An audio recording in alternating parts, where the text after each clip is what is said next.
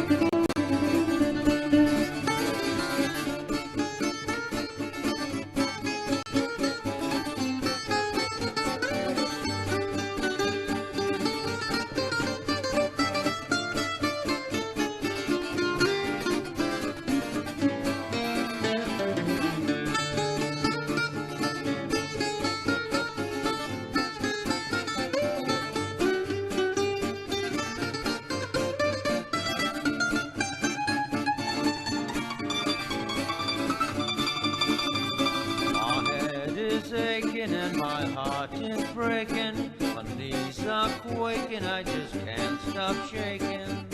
I just can't help myself, I just can't help myself, going round in circles over you. My head keeps thinking and my eyes keep blinking. Stars are twinkling but my heart keeps sinking. I just can't help myself, I just can't help myself, going round in circles over you.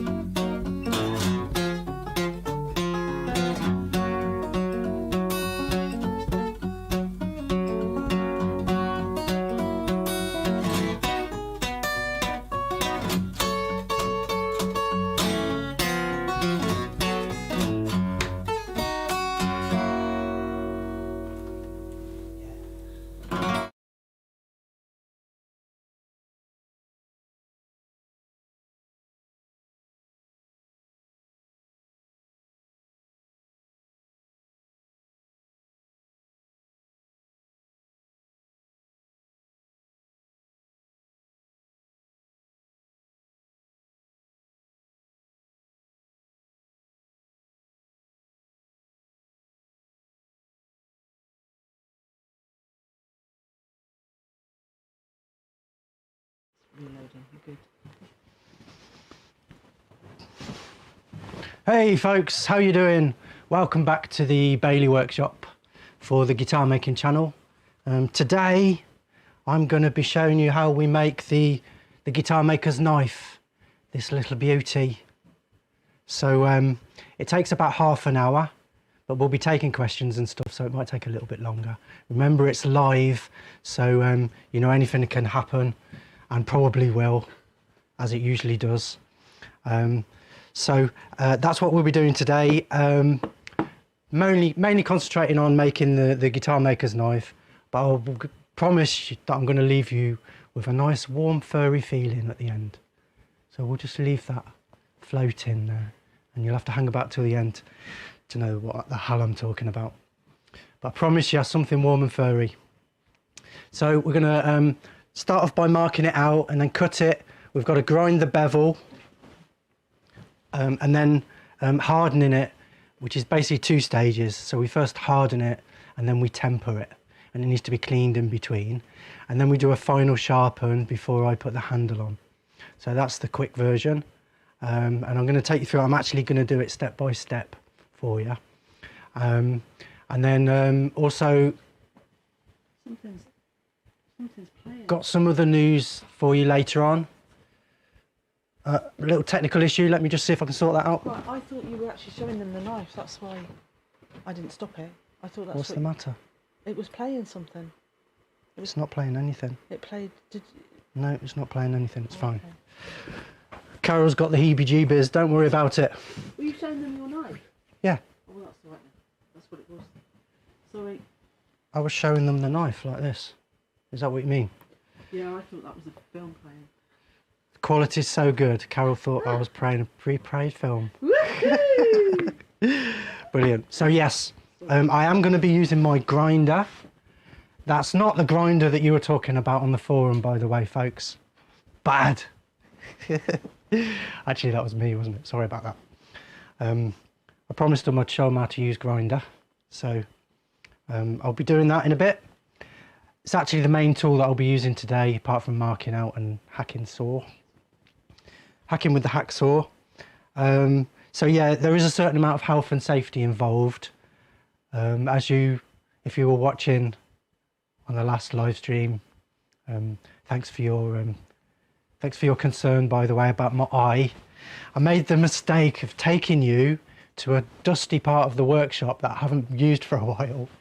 Well, actually, I should have hoovered it up first, and I didn't. So it was very dusty, but it didn't show up on camera, and I thought I'd get away with it. But I got dust on my fingers, and I ended up touching my eye and getting dust in my eye. So what I should have been doing, of course, is I should have kept the area clean, free from dust. And today, mainly for the health and safety purposes, I'll make sure I've got my goggles on, all right? But I just want you to know, thanks for your concern, and I was fine 10 minutes after. Just my eye went really red and I looked like a right idiot. So I had to cut the stream short, but I was fine. We've got, obviously every workshop should have a first aid kit. We've got ours over there, and in our first aid kit, I've got these eye wash stuff. So this is what I used. It's just a saline wash, but it's sterile for washing your eye out. So yeah, if you have got a workshop, I would recommend that you get yourself a first aid kit. It's actually a legal requirement here because I have people in. It should be a legal requirement for any workshop to have a health and safety kit, and eye wash should be in it. So that was a good little thing that came up. Just want to point out, happened on Carol's watch.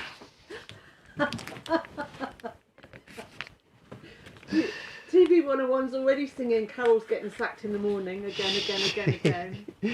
So there you go. I just used my guitar maker's knife to open the packet. This is what I'll be using today to make our knife from.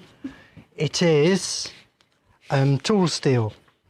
It's ground flat 01 tool steel.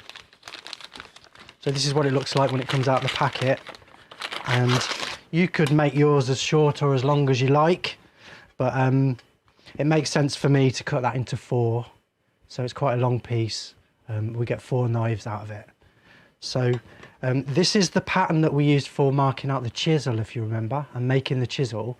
But I've also got marked on it the angle here for the knife. and I've got the length for the knife marked on it as well.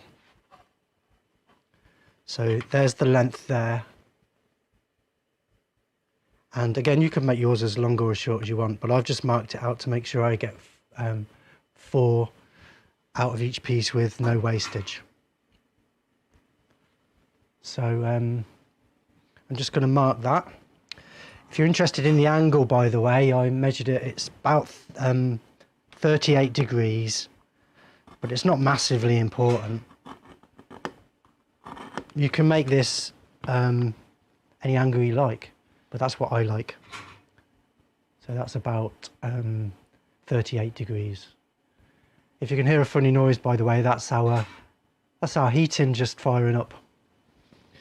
Those of you who were here in the old days will remember before we had proper heating. Hot water bottle. Mark, got a quick question from Deej. Okay. Where do you get the tool steel from for the chisel and the knife? eBay.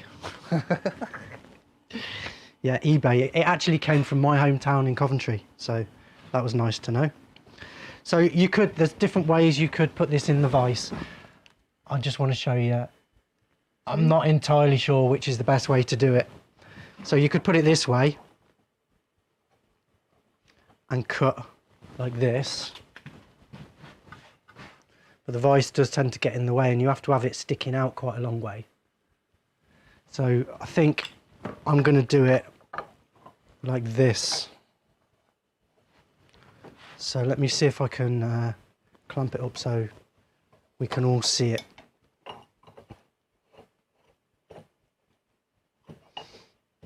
I'll put a camera on it so we can see it.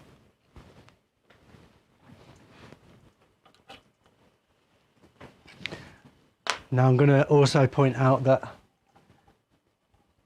it's normally our Lewis who makes these knives, and Lewis is a lot quicker and better at it than me. If you were kind enough to buy one of our knives, then thank you for that. Massive thanks for that. But yeah, I just want to show you that this is actually how we did it. So don't know if you can actually see. I'll try putting the camera a bit closer.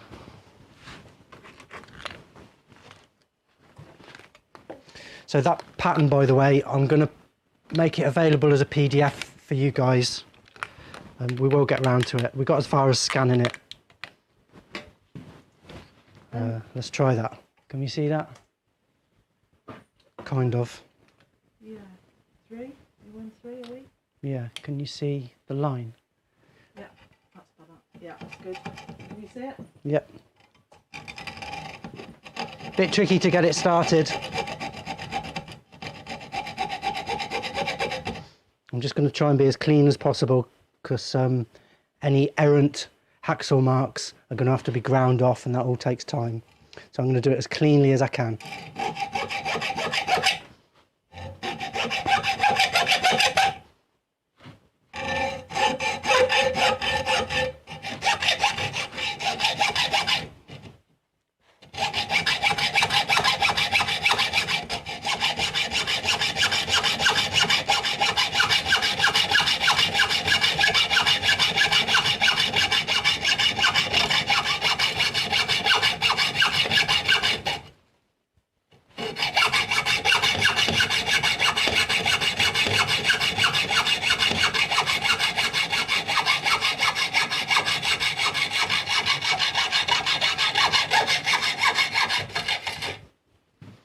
There we go.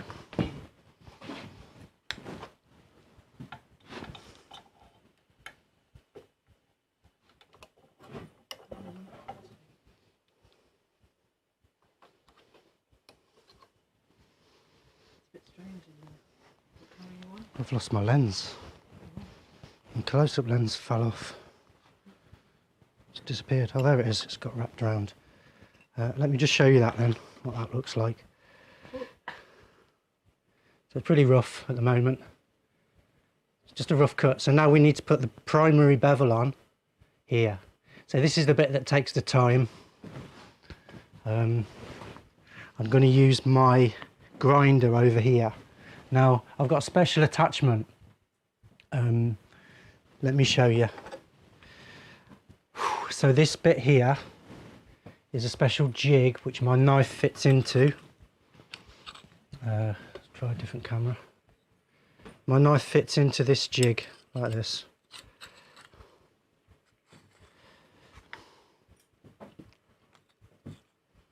And it holds it at the correct angle. So there's a pin there. This is adjustable to give you different angles, and it's going to move up and down to set the height. And I'm just going to grind off until we've got a full bevel, and that just clamps into there like that. So there's two parts to this jig. So there's the part that clamps the knife, and then there's this part on the jig here. So let me get you a close-up of that.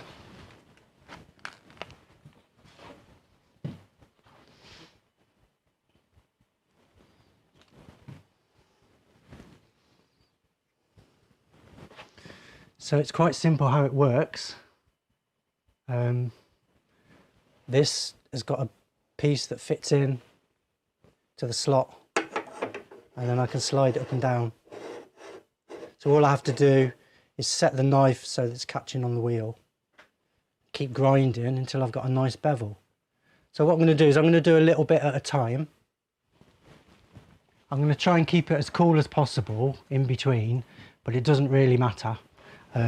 The reason we're using the 01 tool steel again, this is brand new, is that it's not hardened yet. So you can cut it with a hacksaw and you can grind it and you can work it. It's fairly easy to work with. As soon as you harden it, then it becomes really difficult to cut. So we cut it first and then we harden it.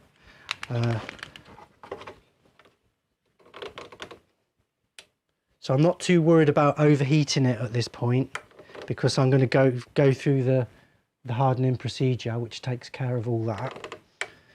So I can just go ahead and grind it. What I'm going to do is adjust this until the knife is just touching on the wheel. And then lock it. Nice and tight. So that's ready to go. So I think this is going to take a few minutes, and I'm just going to get on with it, and hopefully Carol will switch through the cameras and give you a few different angles. I will.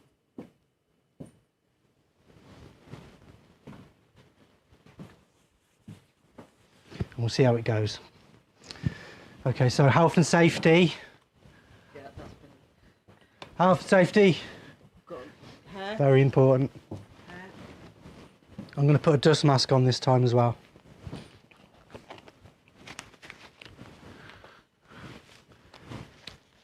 Tie your long hair back.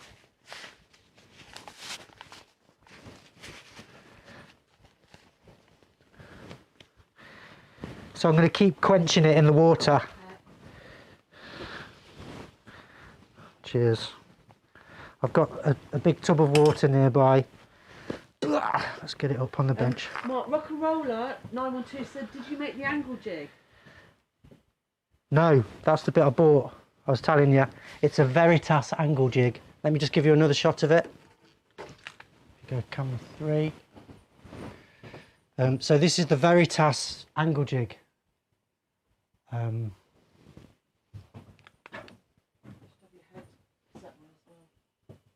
there's two parts to it. So there's this part, and then this is an additional jig, knife jig, which I bought. You can also sharpen plain blades and all sorts of stuff with this, so it's a brilliant little thing. You don't actually need one though. You could grind your primary bevel on by hand. You could even just use an angle grinder. I'll show you that in a minute. It is, isn't it? It's very weird. Let me give the lens a wipe. It must be because it's so monsoony here. Hot and monsoony. Right, here we go. Going for it. Right. Got hair and ear. Ears are fingers.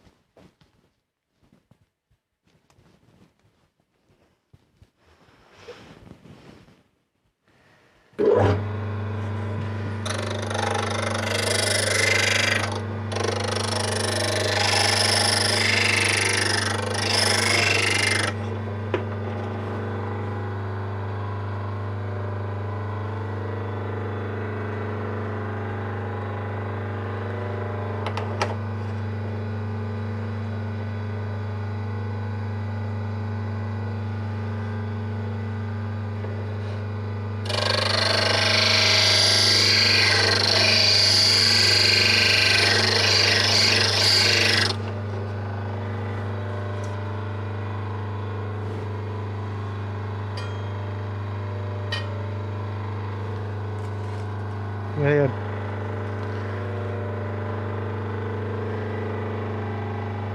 It's coming.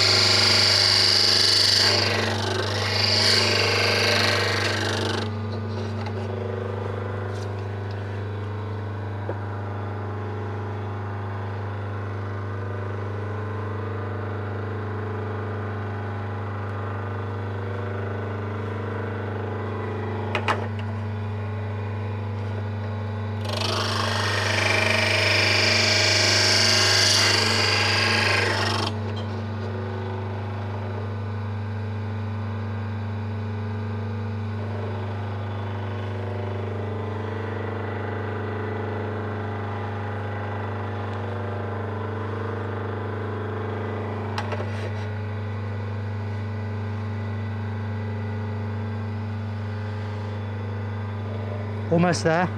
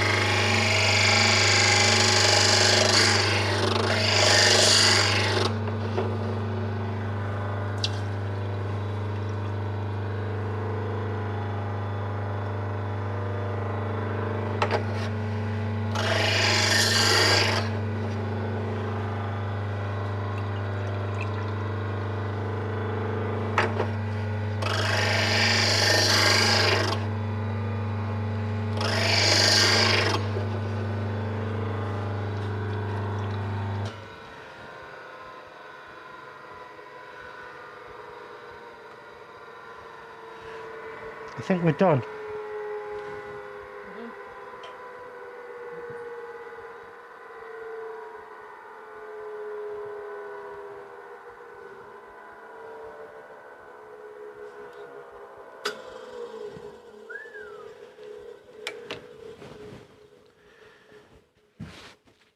So we'll come back to that in a minute. That's the primary bevel ground on. And there it is. Oh, where are we? You changed the camera. Yeah. Right, back a bit. Oh, yeah. So it's quite rough, and there's a massive burr at the top there, and a little burr at the back there. So what I'm going to do now is just clean it up. So I've got my sharpening stone here. I'm going to put it in the vise. I might as well use this vise actually, same one. Any vise will do. Get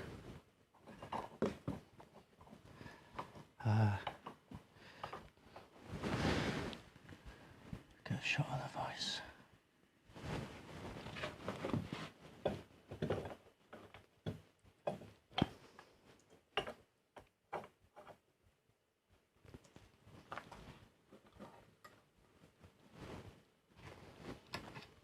So I'm going to drag the blade backwards over the stone to draw out that burr.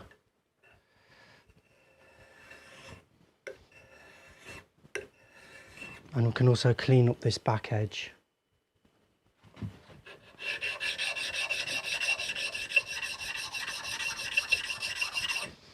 So all I'm really doing is cleaning it up. Quick clean up, that's all. And now I'm going to heat treat it. So first I harden it and then we temper it. Smashing. So yeah, more health and safety. Have your fire extinguisher ready, because it's blowtorch time. Unless you were kind of touching it, check the burrs and that. So. Well, yeah, obviously you can check your burr if you run your finger over the back of the blade, like this. You can check the burr without cutting yourself. Be careful. Boo's online, and he said that he's already cut. He was watching you make it. He was holding a knife and he's already cut himself. Yes, be careful how you test the sharpness of your blades. It's probably better not to test it on your fingers, eh? And roughly, how much is a good knife jig? Well, mine was about £60 for both pieces, I believe. So this is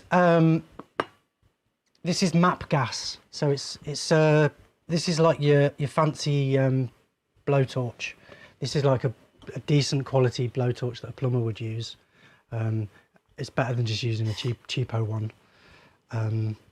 And map gas is what you're looking for. It burns hotter than your standard blowtorch gas. So what we're going to do is heat it until it's cherry red. We only need to do the end. We don't need to do the whole thing. I'm going to heat it until it's cherry red. Now notice this, look, here's a magnet.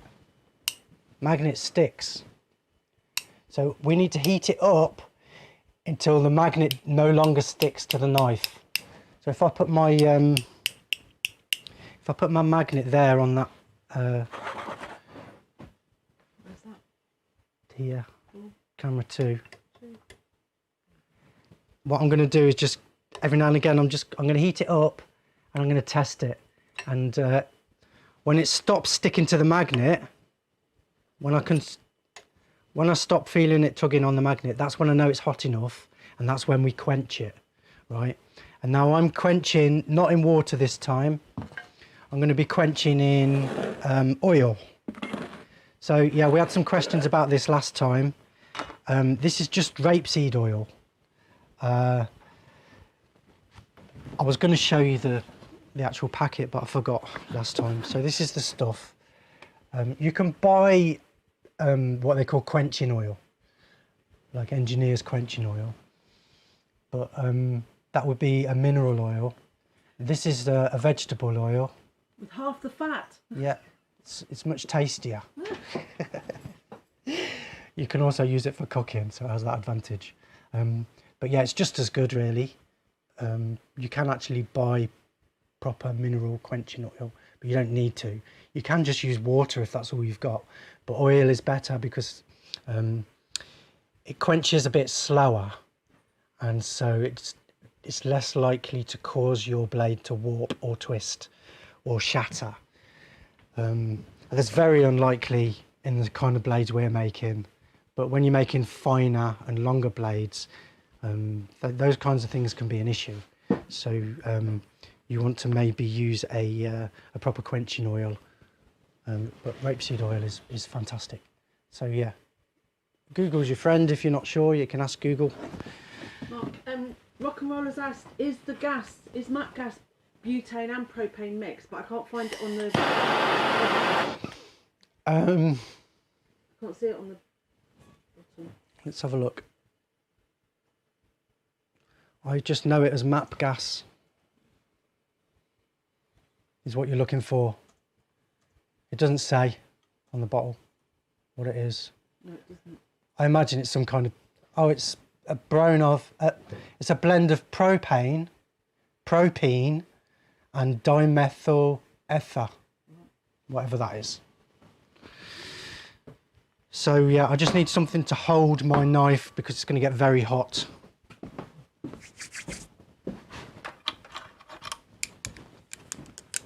I like to use these mole grips, self-locking pliers. Mole grips or self-locking pliers. I'm just going to grip the end like this. Now I'm going to heat it until it's cherry red. Make sure that it's not magnetic anymore.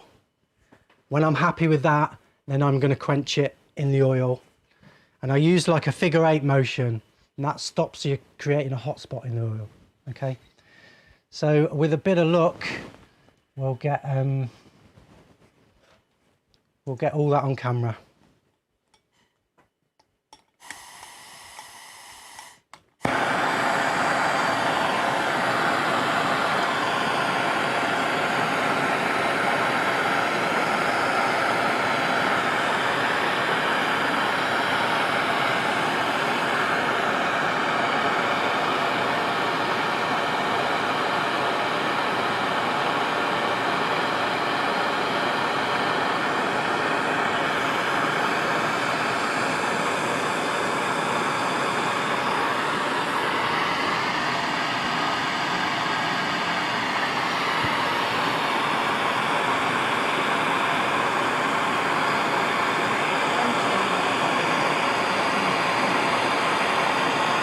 Right.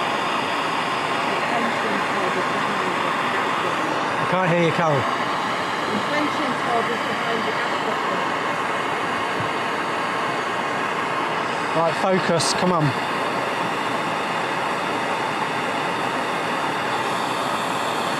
You might have to experiment a bit to find the hottest part of your flame.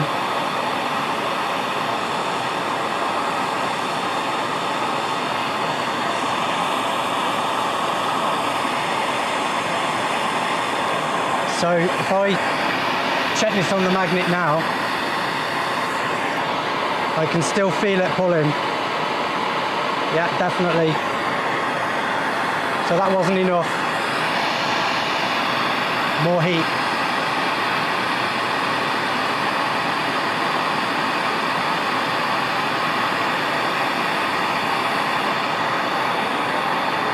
Nice and hot.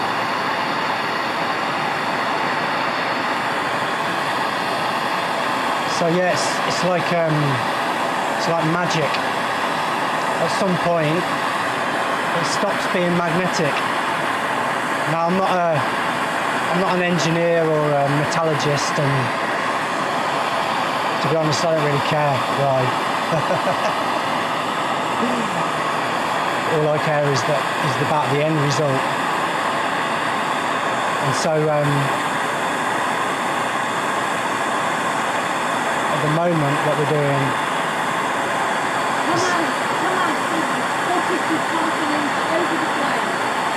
Yeah, it does depend on your torch, so you will have to experiment a little bit.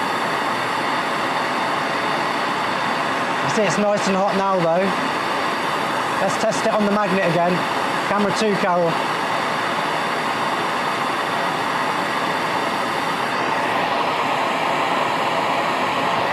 Yeah, nothing. So I couldn't feel any pull then. I'll just give it another minute or two just to make sure. And then we'll quench it.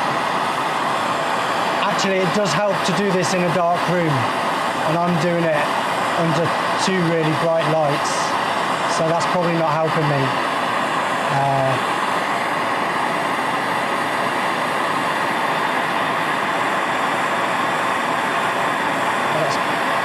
That's nice and cherry red. I'm quite happy with that. So I'm just going to quench it now. If we go to quench cam, Carol.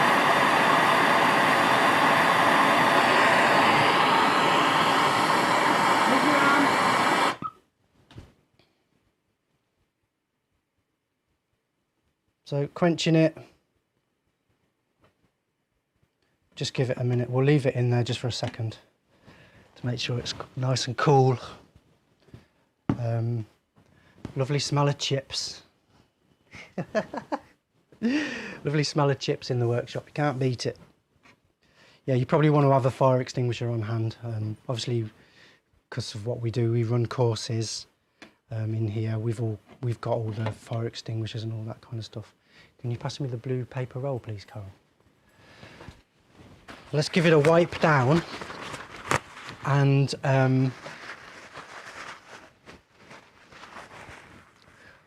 just going to clean it up, and then we'll temper it.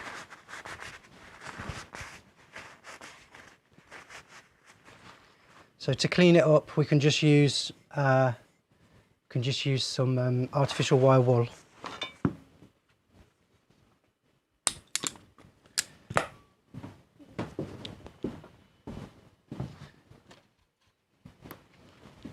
So that's this stuff, artificial wire wool. You could use sandpaper, but this stuff's pretty good.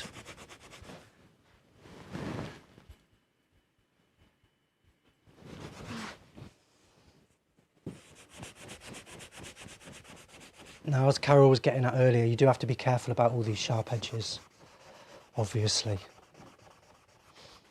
But if you're working with grinders and sharpening stones and that kind of thing, then you get used to it pretty quick. And any kind of dust, just have your mask on, it doesn't work under your chin.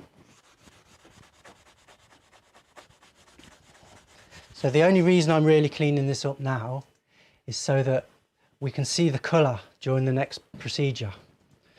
So what we've done is we've hardened it, but at this point it's quite brittle. If we drop it, for instance, it could chip. It's quite brittle. So what we're going to do is temper it to make it just a little bit softer.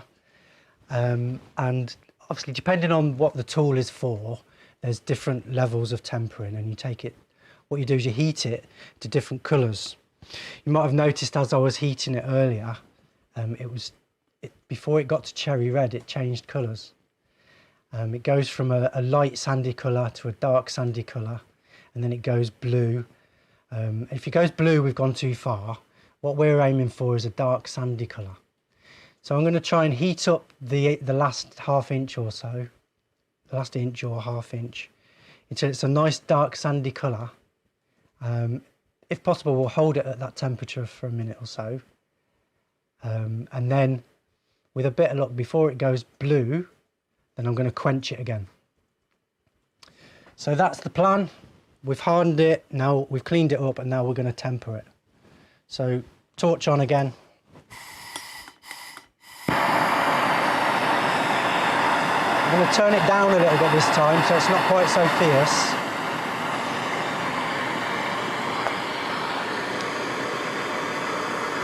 And it's going to be a little bit difficult to see because of all the lights. Maybe let's turn this light off for a minute. See if this helps.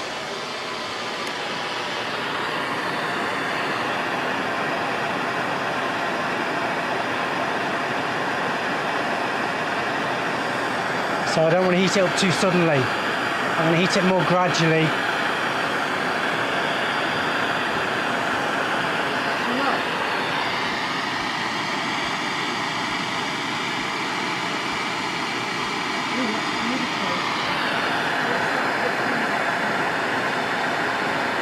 So let's see if we can see the colours coming.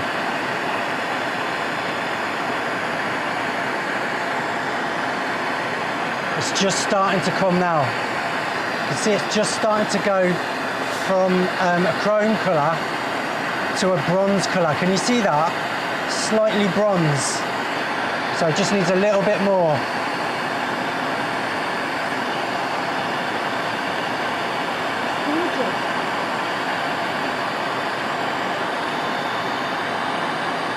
Can you see that colour just starting to come? Beautiful. I think the overhead cam will be best for quenching, Carol. Not yet. I'll tell you when. So you can see that colour's forming. Lovely. I'll try and keep it at that temperature for a little while. Just for a minute.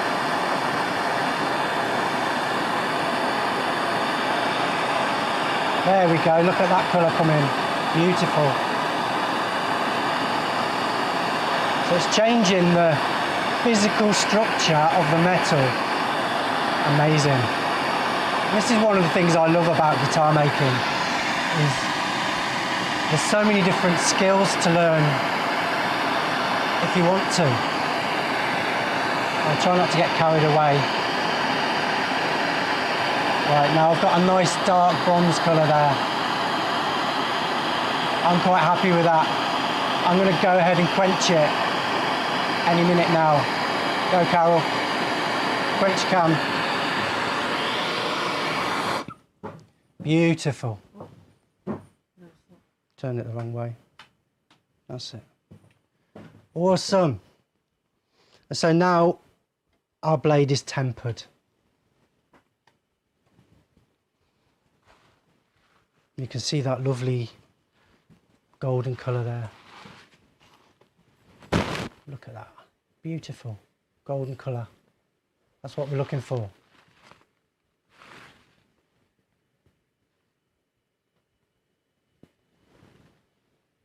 Back a bit. Get a decent shot of it.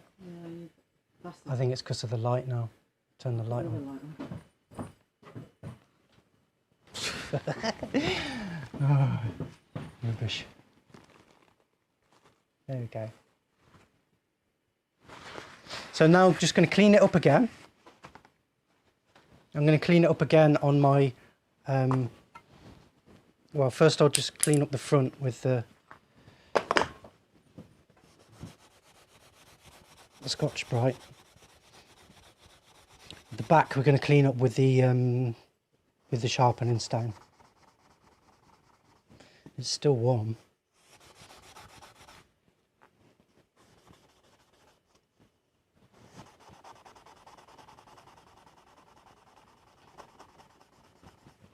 Okay, so now this is probably the worst bit, is cleaning it up.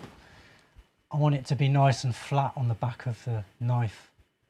It's got to be as perfectly flat as possible. So the only real way to do that is with the sharpening stone.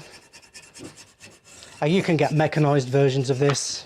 I've actually got one, but I'm not going to use it today, because that would be showing off, wouldn't it? You've got a couple of questions. Let's do questions while I do the boring bit. Okay, so Phantom Exploration says, if it turns blue, do you have to re-harden it? Yes, if it turns blue, you can just re-harden it and go again. Okay. How's that look? Sorry. Okay, so I'm going to carry on until the back of this blade is flat. You can see the flat bits there, and it's not flat in the middle. It only actually needs to be flat along the edge of the blade, so I'm not going to overdo it, but I'm going to give it just a little bit more than that.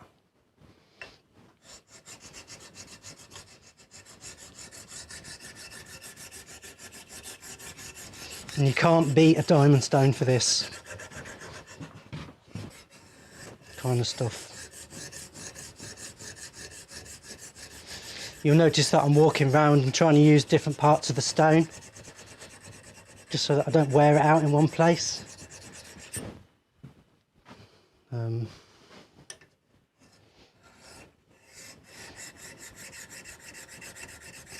As I say, it only needs to be flat along that edge. So I think I'm going to leave it there for the purposes of the video. If I was making this for one of you guys to sell it, I would carry on a little bit more and make sure that's perfectly flat. But for sharpening purposes, and you know, for the purposes of making this video, that's good enough. I can get a good edge on that. As you can see, it's flat. It's flat along the edge on the back face there. I might just give it a little bit more if we've got any questions. Yeah, so EP said, how did you learn how to do this? How Well, some of it I was taught because I used to work in a guitar factory. And did they learn that there? Okay. And you'd be amazed to know that hardly anybody in there could sharpen at all. But there were a few key people that could. Rob Williams was the workshop manager. He actually made me my first guitar maker's knife, which was stolen, unfortunately. That's another story. But yeah, Rob Williams made me my first guitar maker's knife. And then when that was stolen, I had to learn to make my own, didn't I? So I was forced to learn how to do it, I guess. Necessity is the mother of invention, isn't it? But as I said on my last, I know most of you guys already know this, but for those of you that don't, a week ago today I made another video where we made the curved guitar maker's chisels. Oh, I can't remember why I'm telling you that. Most of the procedures are the same as that. Yeah, if you're interested to know how we make those, then check out that video, how we make the curved guitar maker's chisels. That was a good one. But I actually think the knives are a bit harder, to be honest. Just because the bevel, there's more work in the bevel, if you ask me. I think the knives are harder, but that could be just me. Okay, so that actually feels pretty sharp now, but we're going to take it to the next level. What I'm going to do is I'm going to regrind the bevel just to clean that up. And then we're going to give it one last sharpen. And we're going to use the strop just to make it so sharp you could cut reality with it. That's how sharp it's going to be. And I'll prove it. And don't forget about the warm and furry feeling that I'm going to leave you with. Guaranteed. Rock and Roller 912 is saying, does the knife have a second bevel? I'm going to show you a little trick in a minute. Yes, it doesn't have a secondary bevel as such. It just has a primary bevel. But I'm going to show you a little trick which creates a tiny little micro bevel and makes it ultra super sharp. I'll show you that in just a sec. Let me just clean up this blade one more time.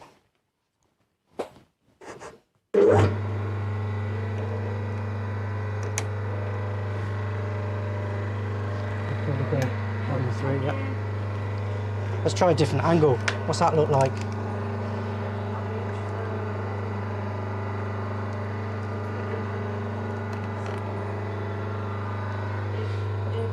Different angle.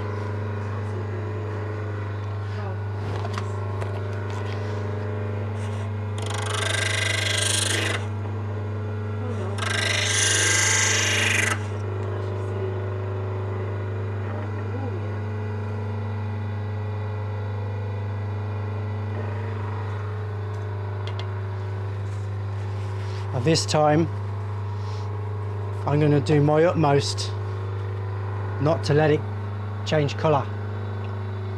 We don't want to overheat it at this stage, otherwise we'll have to start again. Best thing to do is actually to stay away from the tip. Just touch the tip, because that's the bit that's going to overheat. One more go should do it.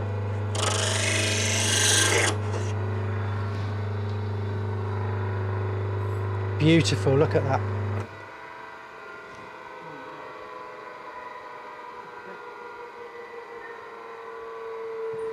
We'll show you on the other camera as well. So now we've got a nice clean bevel. And it's created a tiny little burr at the back. I can just feel where it's raised, just a little burr at the back there. And so what we're going to do is use the strop to knock off that bevel. So here's the strop. It's just a piece of wood with a bit of leather stuck to it, rough side up. Leather's got a smooth side and a rough side, so you want the smooth side down, the rough side up. And then this is just polishing soap, buffing soap. If you Google's your friend for this one. If you look up polishing compound for sharpening chisels or something like that, you'll find something. You know, it's not fancy or anything. It's just, this is just cheapo polishing soap that we use on our buffing wheel. So what I'm going to do is rub some of it on the strop.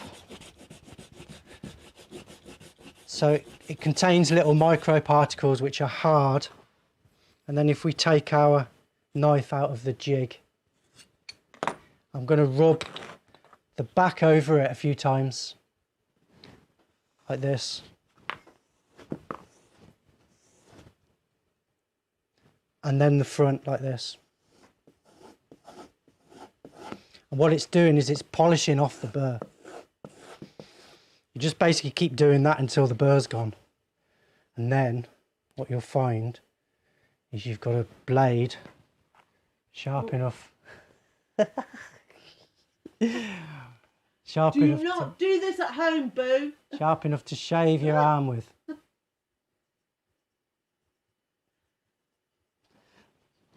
So I've got no skin on me. No skin on my arm. What should we do? Another test? Let's cut me show notes in half. This is the one everyone does, isn't it? With the paper. That'll do, won't it? That's pretty sharp. Sharp enough.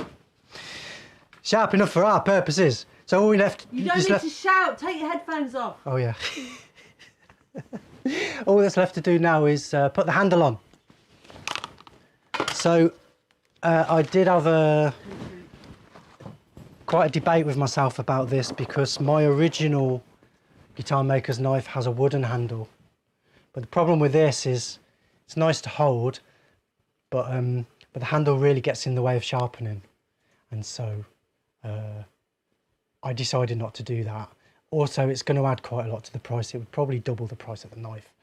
So what I decided to do was use heat shrink. So this is heat shrink tubing that we're using to make the handle of the knife. And it must help the grip. It's really comfortable. It feels fantastic to me. I actually prefer it to the wooden handles. But having said that, if you don't like it, you can just cut it off and make yourself a wooden handle. I won't be offended. Mark, can you see any scissors, Carol? Scissors? Yeah. Let's use my knife just to cut this. And Eraser 101 asks, he asks, what do you mainly use your guitar knife for? What does the guitar maker's knife mainly used for? Brilliant question. Brilliant question. Who was that? Eraser 101. Bonus points to you for that brilliant question. Yes, of course I meant to explain that to you, but I forgot. So let me show you. Here's a neck that I'm making for Ed. Just about to finish off these inlays. These inlays are ready to be inlaid. What I've done is just stuck them on temporarily, and I've scalpeled round, and I'm ready to start taking them off. And I have to make a little route out, a miniature little hole for each one, and then they're glued in. If you want to know more about how we do the inlays, I did do a whole live stream on that as well, so you can check that out if you search the channel, guitar making channel, you'll find that. But yeah, I digress. This knife is the ultimate tool for carving this volute here. Look at that. Now, I did demonstrate this a few weeks ago. There's another video where I demonstrate it. Really important to keep both hands behind the blade at all times. Think about it. Keep both hands behind the blade at all times, and you can't stab yourself, can you? So, awesome tool for getting in this volute here. Maybe we can get a better shot of that. Where are you? Down here. Right, okay. Oh yeah. Yeah, I did do a little demonstration of how we use this, but it's awesome for carving around this volute. And also the heel area. Maybe I'll zoom out a little bit. Zoom area, the heel area here. It's also known as a skew knife or skew chisel, and I've also heard it called a violin maker's knife. It's super handy for those kind of things, and as I demonstrated in the other video, you can also use it as a scraper. You'll have to go back to camera 2, Carol. I'll zoom out a bit more, look. You can use it as a scraper like this. So it's super handy for getting rid of any little step there when you glue your fretboard on. How do you advise people to store it? Because Boo's almost dropped it on his toes in trouble, right? So what's the best way to store your knife? Or to look Well, after what I would do is stick it on a magnet, like that. And then you can stick it onto your, I mean, I've got these metal cupboards. So something like that. That's how I store most of my tools. So you can't accidentally stab yourself. Yeah, or you could, if you wanted, get a bit of foam to stick on the end. But yeah, maybe you guys have got better ideas than me of how to store them. But I usually keep my stuff like this on a magnet like that. I like magnets. They kind of like take your tool off you. It's like having an assistant to take your tools off you. So let's just get this handle on then. I actually used my knife just then as well to cut this to length. So I've just cut 2 pieces. I like to wrap it twice. So I'll just make sure it overlaps. So the first piece will be a bit shorter. And I use, where's my torch? I've got a nice little torch. This is for your creme brulee. Creme brulee.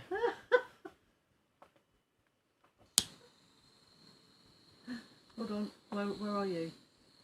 Camera 2. So heat shrink Down. from, I think they use it to put handles on tennis rackets and that kind of thing. You'll find it on Amazon. Just have to be careful because that's really sharp.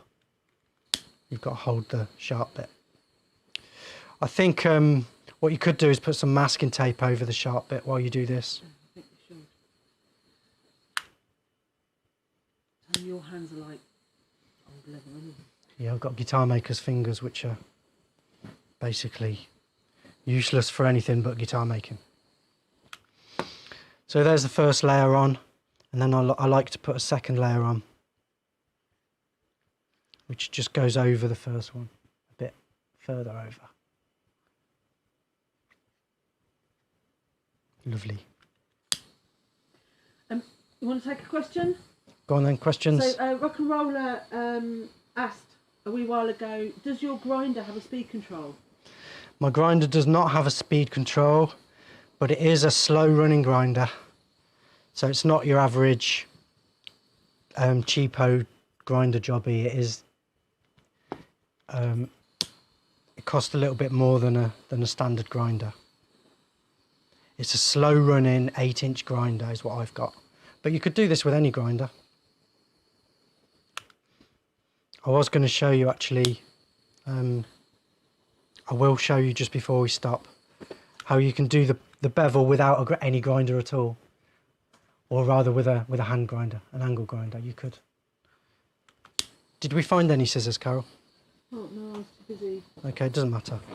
I'll use my guitar maker's knife, eh? Yeah, that's what you said. Where did I put it? Oh, it's on the magnet, isn't it? Of course it is. So, So, yeah, I'm just going to cut it to length now. move your How's what? that? You need to move it. Okay. I'm just going to cut it, leaving about 1/8 of an inch over. Just cut it there. And that's it. One absolutely beautiful guitar maker's knife. Finished.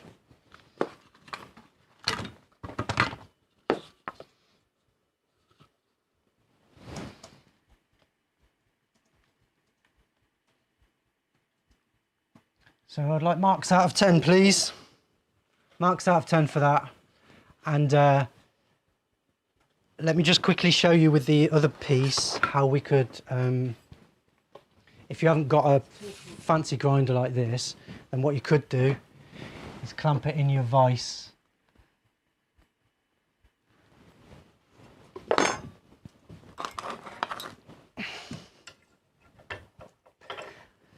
You don't need a fancy blowtorch either. Any blowtorch would do. I was just advising you on what was the best one. So put your knife in your vise and then just use an angle grinder to grind the bevel. Well, everybody's saying 10, 10, 10, and Dee's saying 11. I don't. Is that? Wow. To vote? Right. Yeah. Thanks, folks. Well, you've now hit just after 2. Okay, I'm almost done. Some people This have got is to go back to work. the last little demo. So yeah, I just wanted to show you guys angle grinder, blade. You can put the bevel on with an angle grinder. You need all your kit. You need to put all your kit on, obviously. I'm not going to do it though, Carol. I'm just going to quickly demonstrate.